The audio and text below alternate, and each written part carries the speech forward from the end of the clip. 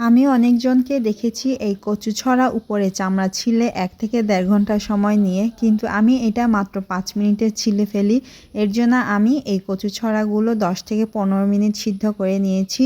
সিদ্ধ করে নিলে খুব ইজিলি এর চামড়াগুলোও ছিলে ফেলা যায় মাত্র ৫ থেকে ৭ মিনিটের মধ্যে সবগুলো। আমার কিন্তু কচু জাতীয় সব ধরনের তরকারি পছন্দ। কচুলতি, কচু শাক, কচু ছড়া, কচু ডগা আরও কচু জাতীয় যা যা আছে সবই পছন্দ করি। অনেকে কচু খেতে চায় না, গলা চুলকায় বলে, কিন্তু আমি এমনভাবে রান্না করি আমার কিন্তু কখনোই কচু তরকারি চুলকায় না।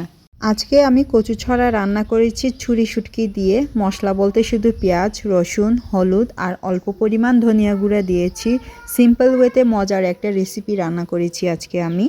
কচু জাতীয় তরকারিগুলো কিন্তু মজা হয় মাছ দিয়ে, সেটা হতে পারে কাঁচা মাছ বা শুটকি মাছ। শুটকি মাছ হতে পারে ছুরি শুটকি বা লইট্টা শুটকি, এইসব শুটকি দিয়েই বেশি মজা হয় এই তরকারিগুলো। তো এই তো আমার সিম্পল ওয়েতে মজাদার রেসিপি।